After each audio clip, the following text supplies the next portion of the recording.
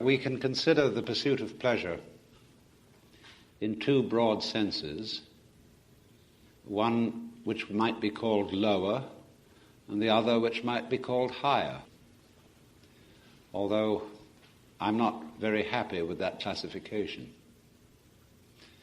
There is the pursuit of material pleasure, an art very much neglected in this day and age, because it must be carefully distinguished from the pursuit of theoretical pleasure. The pursuit of material pleasure is an art requiring a difficult discipline, much devotion and much skill.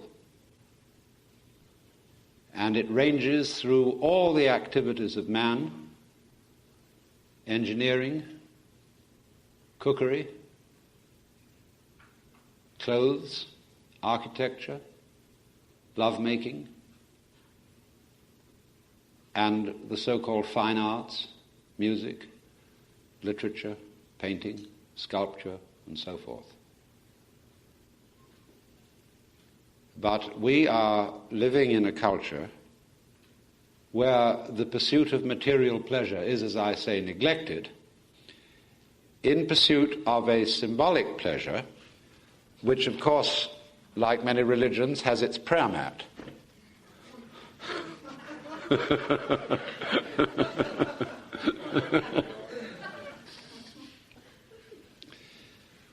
Because a monetary unit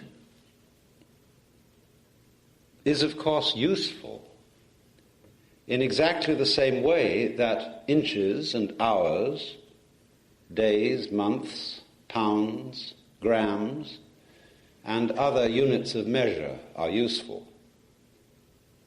But nobody has yet made a claim to fame by collecting inches.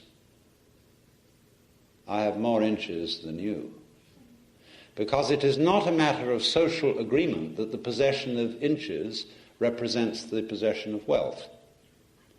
It is a matter of social agreement, and this is the only validity for money having any value whatsoever, is that everybody agrees that the chips are worth so much.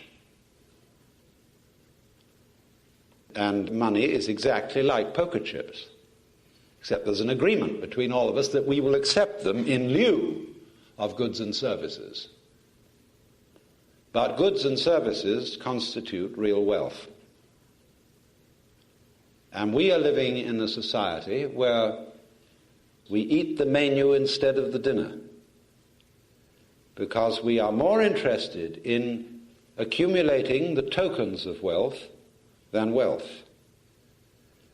And this flows over from symbols such as money itself into many other dimensions of life, because we tend on the whole to confuse symbol with reality.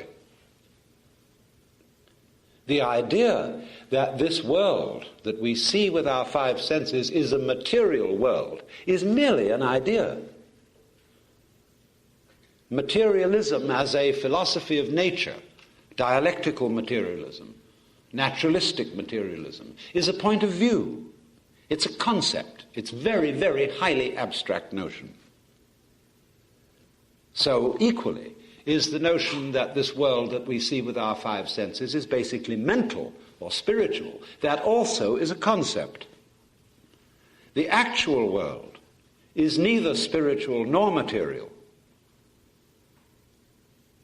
There is no way of saying what it is, because it is, like mystical experience, ineffable. It cannot be effed or spoken, from the Greek phemi, to say. So, that world, which is neither spiritual nor material, is the neglected world. Most people think of it as material, but it's very much overlooked. Symbols are substituted for it. That is to say, we have symbolic goods. People live in symbolic homes, drive symbolic automobiles, wear symbolic clothes, which are valued for what they cost rather than for their quality. And this is, of course, as I've insisted, perhaps ad nauseam, especially manifested in what we eat. Our standards of cooking are improving, thanks to Gourmet magazine and a few redoubtable people on the radio like Julia Childs. But by and large, the food of even wealthy people is disgraceful. It is symbolized by bread, which is supposed to be our staff of life, and we eat nothing but a kind of consumable styrofoam, fortified with vitamins, and you can read the list of them on the wrapper as if it were medicine. Also, in the pursuit of pleasure in the form of the fine arts, we don't really enjoy it. An enormous number of reasonably affluent people who attend concerts and go to exhibitions of paintings go there because they think they're improving their minds.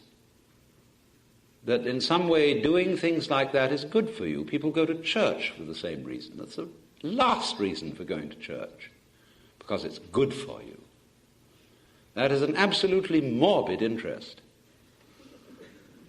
because it distracts you from what is going on. If you listen to Bach because you think it's good for you, you're not listening. In order to listen to Bach, you have to swing with it. And then you forget all about whether it's good for you or not. In fact, it feels more like things that are bad for you. When you swing with Bach, it begins to feel like sex. And as everybody knows, that's terribly bad for you. So I'm not going to dwell at any very great length on the niceties and the disciplines of the pursuit of pleasure in that so-called lower sense. I only want to say in passing that if you don't have the realization that the pursuit of material pleasure requires a certain degree of asceticism, you won't be able to pursue any other or higher kind of pleasure. Because asceticism is not unpleasant. Asceticism is like an olive between wines. It cleanses the palate. And what's the matter with olives? It is like taking some sort of exercise,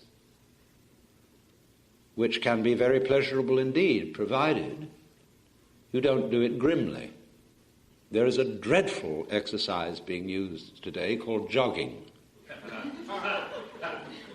which has absolutely nothing to recommend it.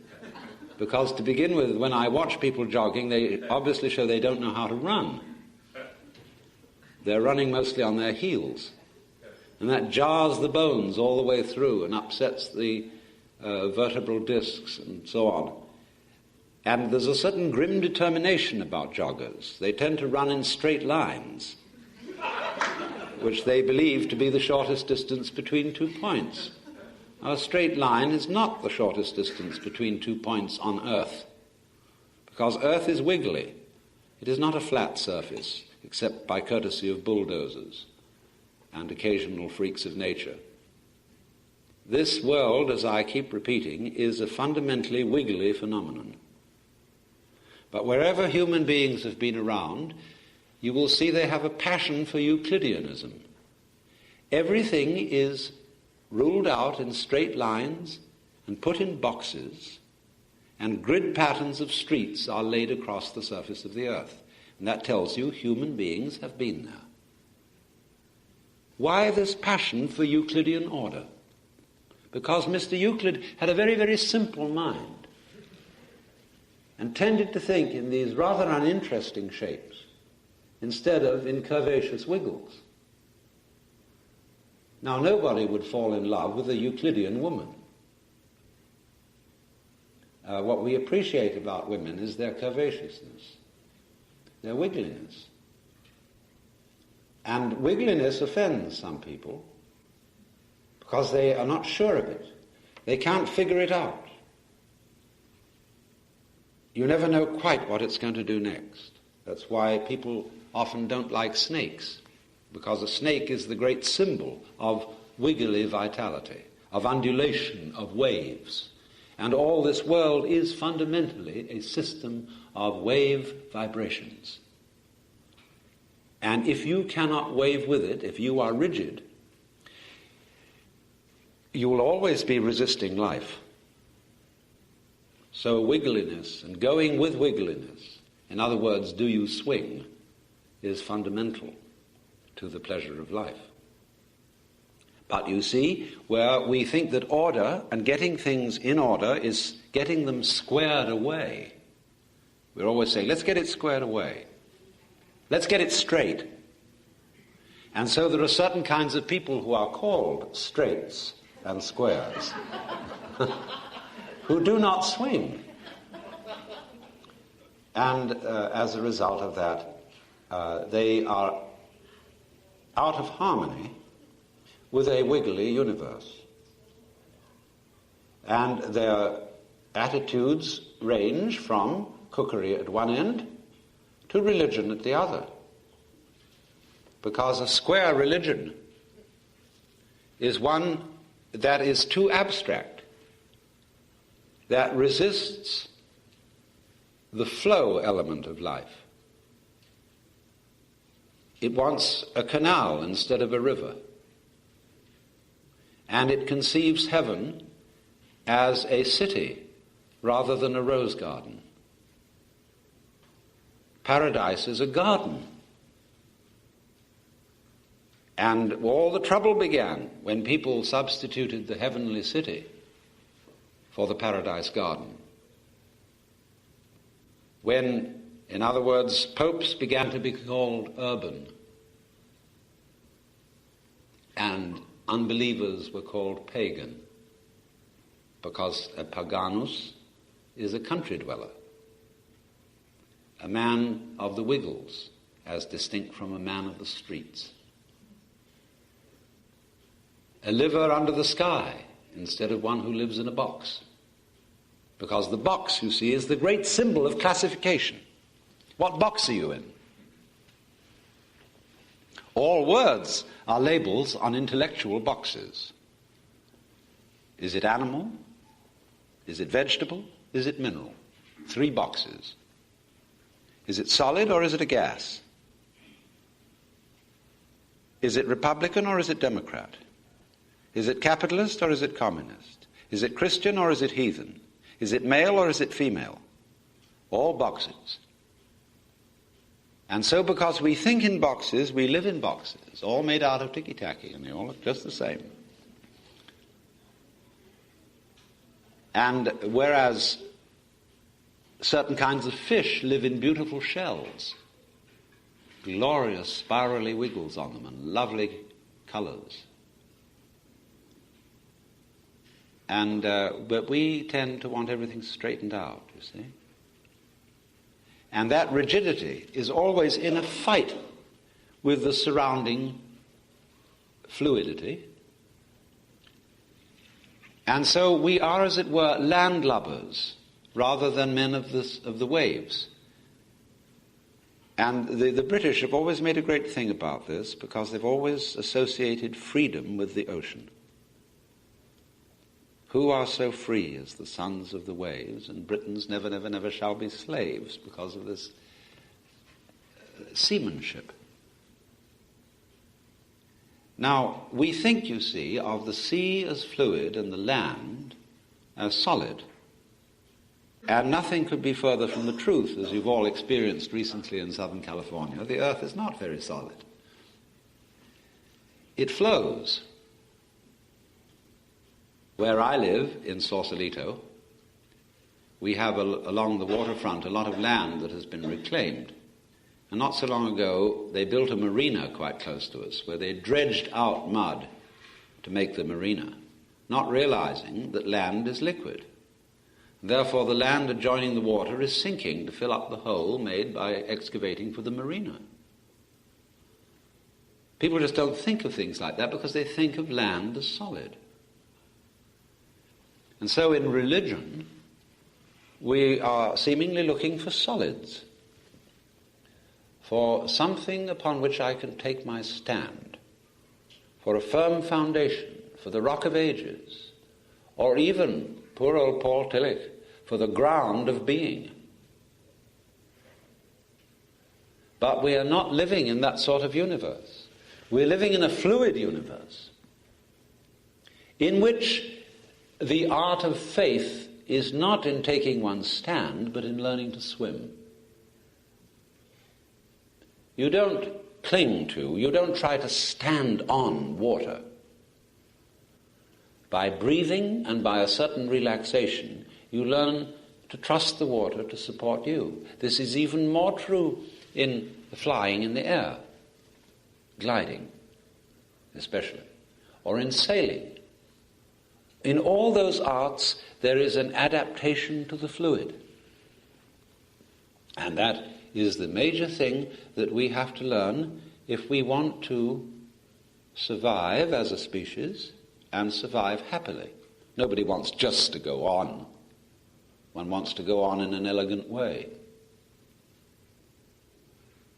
And even that passion for survival is something against pleasure, because nothing ruins pleasure more than the anxiety to go on having it. More, more, more. Because that shows, when you ask for more, more, more, and have the anxiety to go on, that you're not having it now. That you always think it's coming. That you want jam tomorrow is more pleasing than jam today. And if we say of something that is useless, it has no future, that's the most awful thing you can say about it. I would rather say of something that's no good, it has no present. Not that it has no future. Because a future is merely a promise, in the same way as this symbol is merely a promise to pay. Promises, promises, promises.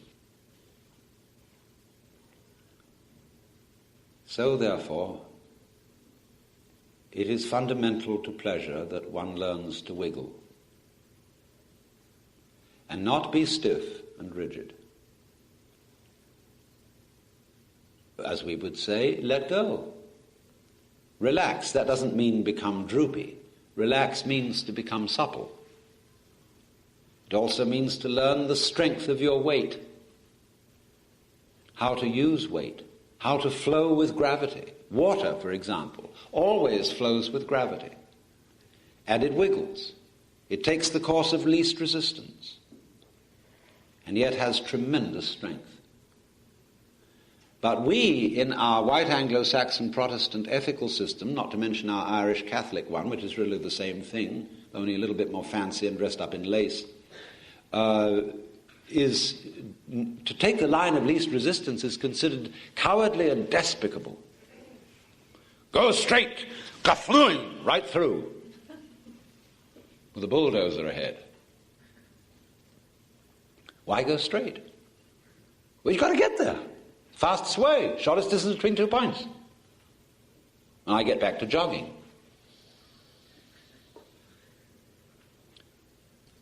That is not the right way to run.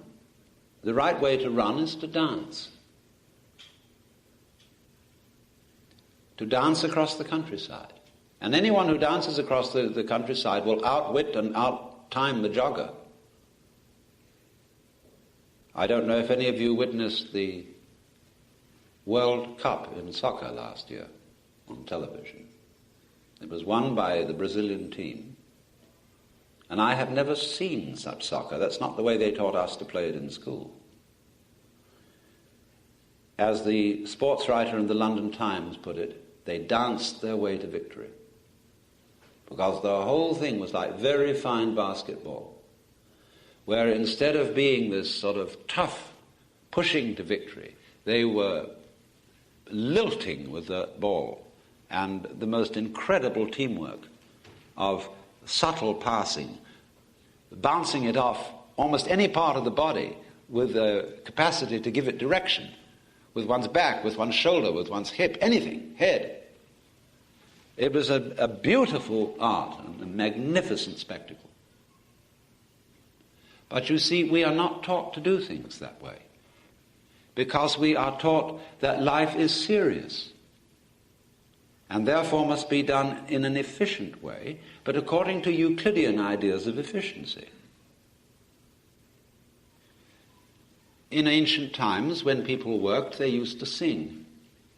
Hardly anybody sings anymore, except at a performance of some kind or something like that. Imagine a bank teller singing as they were counting out the money. Oh, the king was in his counting house, counting out the money, 5, 10, and 20, 30, 40, 50, you know. Why not? What would happen if you were confronted by a singing bank teller? You would complain to the management and say, this is money, it's very serious. And you could sing about it, everything will go wrong. Can you imagine a stockbroker's working song? I have seen people. I once had my shoe shined in a New York subway. That was a most extraordinary performance.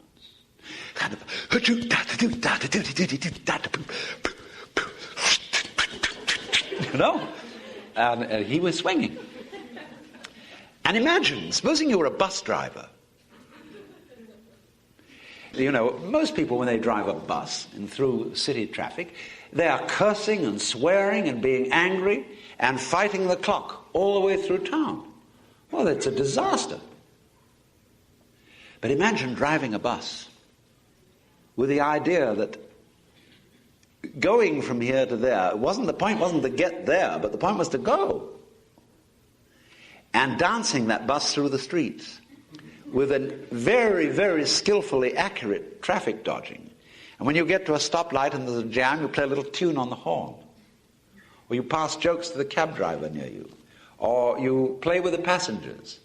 See, anything can be turned into juggling, into playing with balls. That's why we say, have a ball. So this bus driver is swinging through the streets.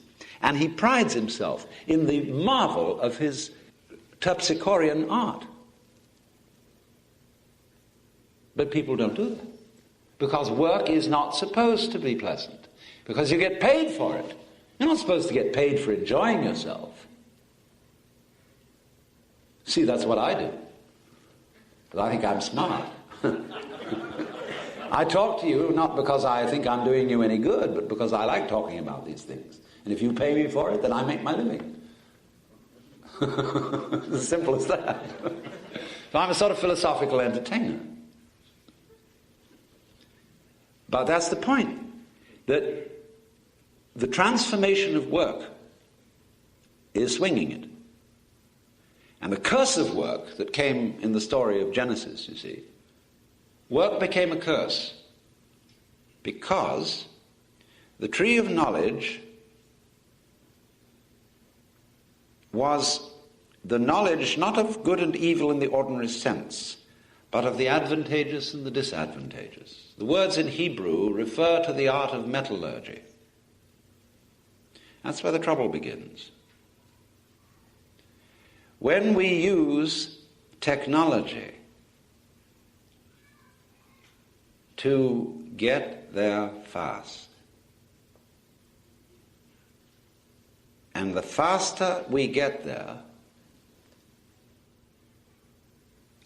the less worth is the place of arrival. Because you've eliminated the distance between. And that's what makes the difference between here and there. The distance. If you take it away, then there is the same as here. So there was no point going there.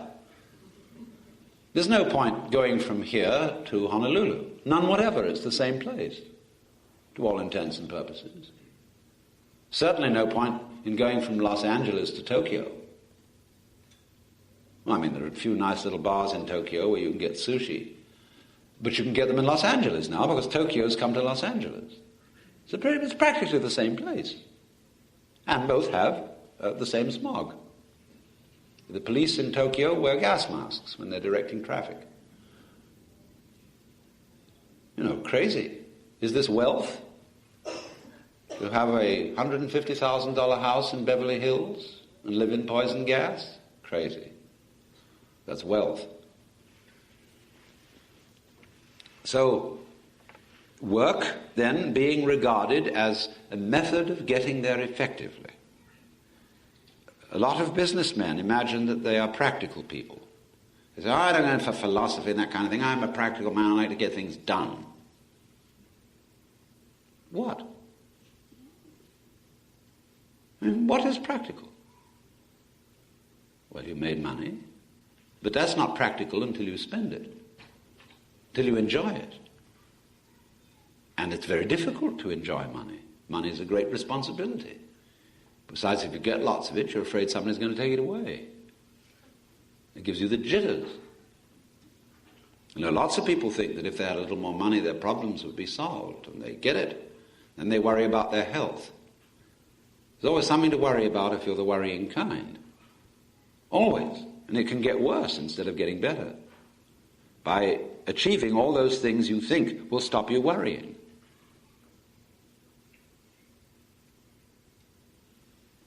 So the first principle in, we could call it the art of pleasure, is you must swing. And that means, or at least it looks like, superficially, that you mustn't take anything seriously.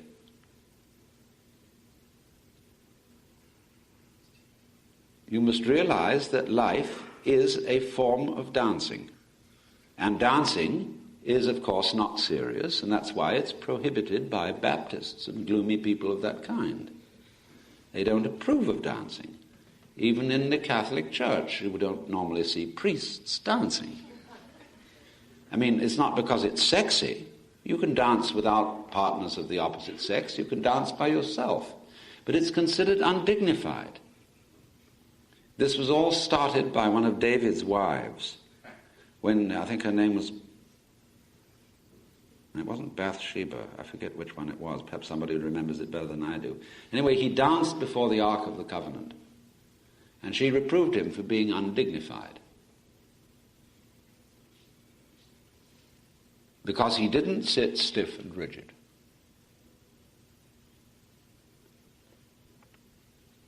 But what is the virtue in being stiff and rigid? As Lao Tzu said, man at his birth is supple and tender, but in death he is rigid and hard. Plants when young are juicy and soft, but when old they are brittle and dry. And thus suppleness and softness are the signs of life, but rigidity and hardness are the signs of death. I suppose some men confuse psychic rigidity with getting a hard-on, or at least substitute it for it, as they substitute guns, rocket ships, and other things of that kind to manifest a masculinity which isn't really there. But certainly women should uphold to us. I mean, the real secret of women's liberation is the liberated woman, the woman who is the human serpent,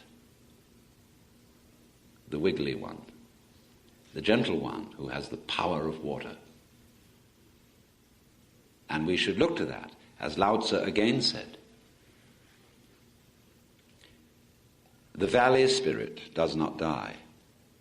The valley spirit, that is the spirit of the valley, that is the feminine as distinct from the mountain, which is the male. And so, while being a man, you should have a certain feminine element, because then you will become a universal channel. Hold to the masculine, yes. The mountain is necessary for there to be a valley. You can't have valleys without mountains. But unfortunately, the gorgeous music of Handel has prevented us from realizing the horror of that biblical passage. Every valley shall be exalted, and every mountain laid low, and the rough places made plain. Why, it's happening all over California.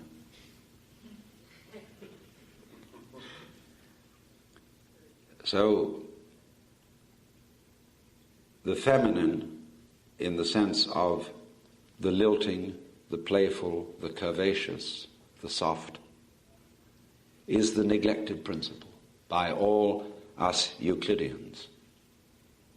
And it is the principle of life and of nature. But the problem that exists for rigid people, and we all get rigid in the sense of resistance to life, resistance to change, is how on earth do I stop that syndrome which makes me go uptight? How do I stop that? Because it's useless. Almost useless. And do you know that your basic sense of ego, of existing here, and of being I as distinct from all that, do you know it is muscular tension of a certain kind? That is the physical basis of your sense of identity. It is, for example, you can try this experiment. Maybe we'll just try it. It's the simplest thing to do. I just want you to look a little downwards at whatever view is just in front of your eyes. Just allow your eyes to rest on that.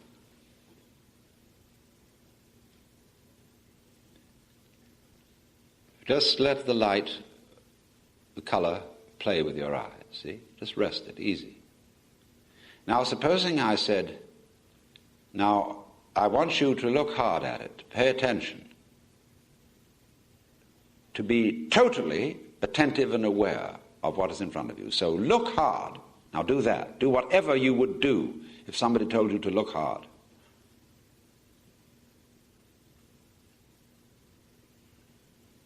Now don't do it. Just see. Don't look. Now again, look hard.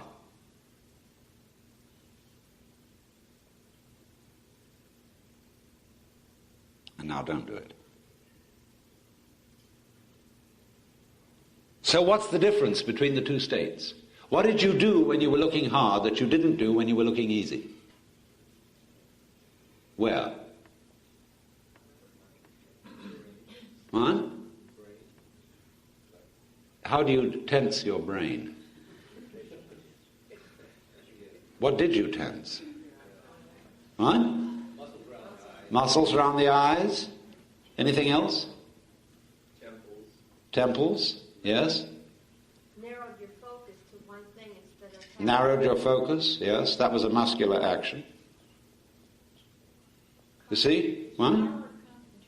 What? Where do you feel concentration? Everywhere, your whole body. You all go tense. Tense all over. But you see, muscular tension in your jaw, in your focal muscles, has absolutely nothing to do with seeing. The focal muscles of the eyes, all they do is simply open or close the aperture, or move the lens in such a way that it becomes in focus. It doesn't need any effort to do that.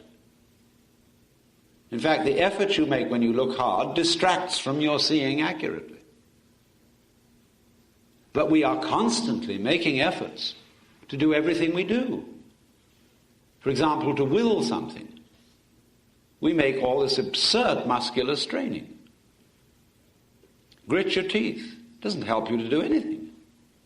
And all this accumulates as a constant strain between the eyes and here.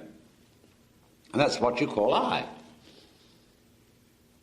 It's that sensation of totally unnecessary strain that exists all the time. That is the ego, the physical referent of the idea ego.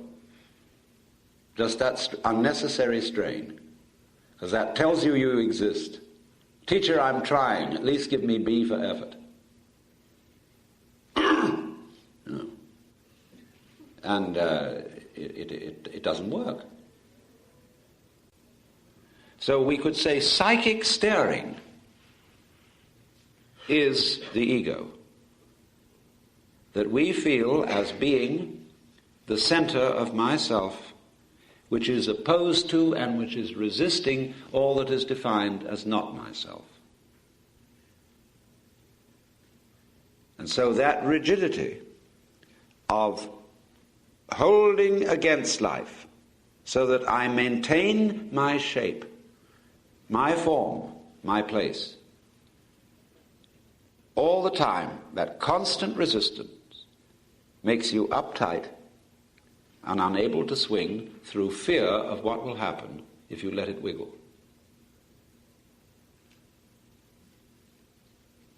And so, therefore, a non-wiggly person is unadaptive in a wiggly world.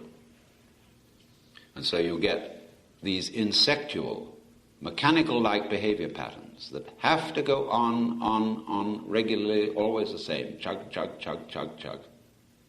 And they're not adaptable. And it doesn't hold up as we watch, you see. It isn't holding up. The cracks are in the pavements. And, the grass comes through. We're squaring all the fish out of existence. Well, what will there be to eat? Somebody said we're going to be left with nothing but crows, crabgrass, and inedible fish.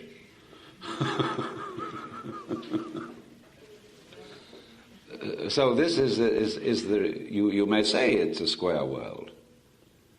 But then you can always, not by preaching at people and condemning them, but by wooing them, you can get them to come off it. See, that's the thing that I've often said, that preaching is no good. Because on Sunday you go to church, and the preacher says, bah, bah, bah, bah, bah, and lays down the law, law, law. In other words, he throws the book at you. Look at a church. The minister wears the same robes as the judge. He's got the book up there. And not only does he tell you what to do, he tells God what to do. And his endless talk fest goes on. And when you get to sing, you sing hymns. Well, hymns are religious nursery rhymes. They all have dreadful tunes and stupider words. And that's all the singing. Maybe the choir does an anthem. Nobody dances. And there's nothing mysterious going on. Except in the Catholic Church, and they're trying to get rid of it. And translate the Mass into English so that everybody understands it and finds out at last what it meant after all. So, Sunday is supposed to be the day to swing. Is that God worked for 6 days and the seventh day rested. There's time out. Time out from being rational and methodical and efficient. It's like a Mardi Gras. It's like the old meaning of an orgy. A carnival. You've got to be crazy. A little. Because if you're not crazy at regular intervals, you become insane. Because you're too rigid. You don't swing in the wind. And that's how you're going to collapse.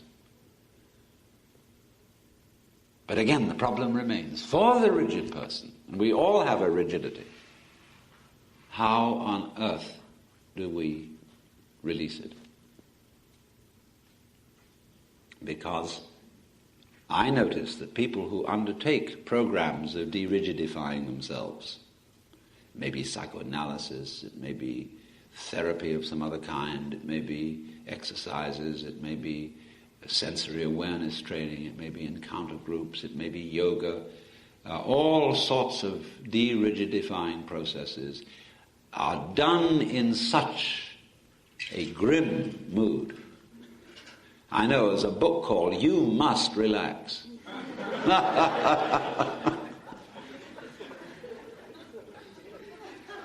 Because then people get into these things. And they start playing games. You know, it's like people who retire and they think they're going to have fun. So they get on the golf course early in the morning. And instead of enjoying golf, which is entirely possible, they begin to think not in terms of athletics, but of mathletics. What is my score? See, they gamble on it. And that gives it the interest of the prayer mat, of the abstract aspect, you see. How much? What is my measure? Do I matter? That matter is the same as the word meter. See, measure. Do I matter? And so they get this religion of golf and are playing all sorts of social games tied in with it. See, it's very serious. Then when golf is over, they'll go to the bridge table. When they're completely worn out, they'll get vaguely drunk. And this grim pursuit of pleasure goes on. And the religious people do it too. They do their meditations at 40 minutes before breakfast. No? Meditate. Then they've got stages they can get through in it. And they wonder whether so-and-so is doing yoga with Mrs. X, and so-and-so is doing it with Swami B. And Mrs. X's followers are afraid that Swami is phony. And it's not quite the real thing. Well, how do you know whether he's the real thing or not? Well, the genuine Swamis can perform magic. And they can remain undecomposed in forest lawn for an indefinite period without benefit of embalming. Crazy. You know, what does that prove? You see, it's the same old thing. That is spiritual technology. And the people who want power, who want to get there fast, I want results now. The same temperament that wants it in the management of the material world wants it in the management of the spiritual world. My yoga is more efficient than yours because it's faster. I'm going to get there.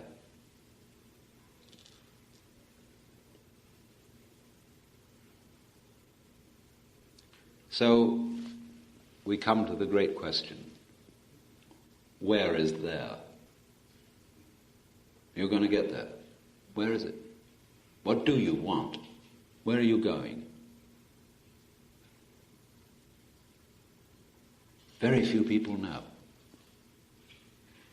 Some people have a precise, I would say disciplined, clear sense of what they want. And they get it. And then they stop. As G.K. Chesterton once wittily said, progress is looking for a place to stop. There are very few people like that. Most people, you see, when they think of pleasure, don't have any very definite idea. Or else they have a definite idea which isn't really what they wanted. When they get it, they don't like it. So the saying, be careful of what you desire, you may get it. But fundamentally then, the question arises, where is there? Where's your rush? Where are you going? To what are you progressing? Stop, look, and listen. Because you may be there already, only that you don't notice it. From the point of view of a starving Indian in a Calcutta slum, we are all as lucky as Maharajas. Even the most penurious person in this room is by comparison a Maharaja. You're there. You've arrived. But you say, it can't last. Eventually, I'm going to turn into a corpse. That gives you the horrors. Or you're going to take a painful route to that end. It'll be a terminal case in a hospital on the end of a lot of tubes. You say, oh, I don't want to disintegrate. So, how can I overcome that?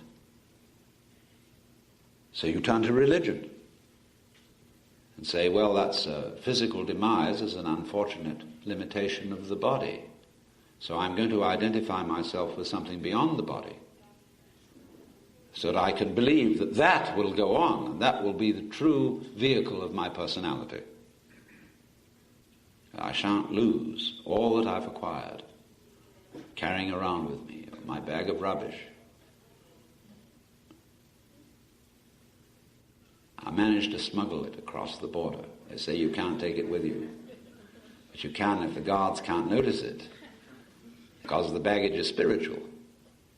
Hey, do you know what the gate of heaven is? Hear about the pearly gates? People think it's gates decorated with pearls. It isn't. The gate of heaven, it says in the book of Revelation, is one pearl. Of course, it's got a hole through for the string. You've got to get through there. And you can't get through if you've got a lot of baggage. So you've got to leave your past behind to get through. Now, what happens to you when you get rid of your past? Forget it all. Forget who you are. The future, of course, is the past reflected in your rear vision mirror. And as McLuhan says, he borrowed the metaphor from me, as a matter of fact, we're like people driving looking at their rear vision mirror. So you've got to let go of all that past in order to get in through the pearly gate. And what is left of you when you let go of your past? What remains? No, you can't bring out your education. Can't bring out your ancestry. Can't bring out your distinguished accomplishments, the things you've done, because they say, well, you've done all that, but let's see what you can do now. Where are you? Who are you when you have no past? After all, there isn't any past. Where is it? Twist your common sense around and see that you're not being shoved by the past, you're just leaving it behind like tracks. It's not pushing you unless you insist on it. You can always pass the buck. Everybody does that. They say, oh, I'm a neurotic mess because my mother was a neurotic mess. I never had a fair chance in life. And somebody says to your mother, well, you shouldn't have brought up a child like that. Well, she says, it's too bad, I know, but I couldn't help it. I was a neurotic mess, and my father was just appalling, and my mother was dreadful. And they looked back over their shoulder and said, well, it was our parents. Everybody passes the buck to the past, till it gets back to Adam and Eve. And you know what happened there. They passed the buck too, to the serpent. When God looked at the serpent, he didn't ask, hast thou eaten the fruit of the tree whereof I told thee thou shouldst not eat? He just looked at the serpent. The serpent didn't say anything. So the serpent, the wiggle, it really doesn't have a past, because it wiggles from its head backwards to the tail. And it's always the head where it starts. So, are you a head?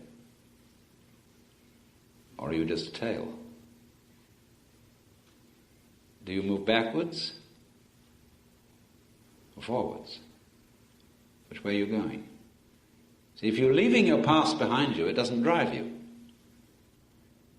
It wells up out of a mysterious present, ever new. This moment is the creation of the universe. It's starting now. If you look back and wonder whether there was a big bang a long time ago, all you'll see is vanishing traces. The big bang is happening now. This is when the world begins. You're doing it. Only you're not doing it by straining. A you deeper than the straining you is doing all this. The same you that is growing your hair and colouring your eyes and making your thumbprints and all that. But you don't think about it. You don't strain muscles to do it. But that is what is creating the world. Here it comes. Now. So instead of thinking that the past is the reality which explains everything that happens now,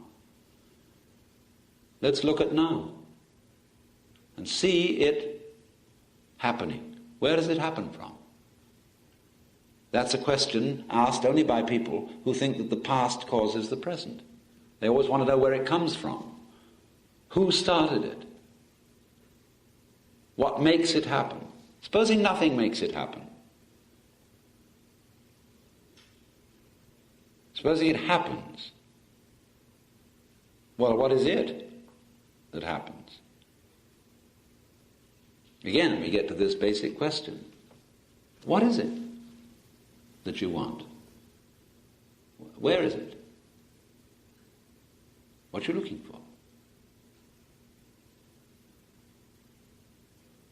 It's the same question as what is reality. What is now? What is life? You won't get at it by analysis of all sorts of things into their components. You won't get it by labeling it in various ways and calling it names. You can only find out what it is by looking at it, by feeling it directly. And all kinds of classification where we say, well, it's animal, vegetable, mineral, it's this, that, and the other thing, is putting it in boxes and tidying it up. That's how you tidy up. You put everything away in a box. And then you've got boxes inside boxes and all that sort of thing. That's tidied up. But when it's all put away in boxes, you can't see it. Now, instead of putting everything in boxes, let's just look at it the way it comes.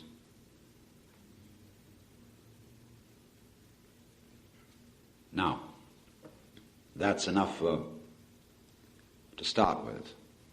I've therefore discussed the principle of the necessity of wiggling.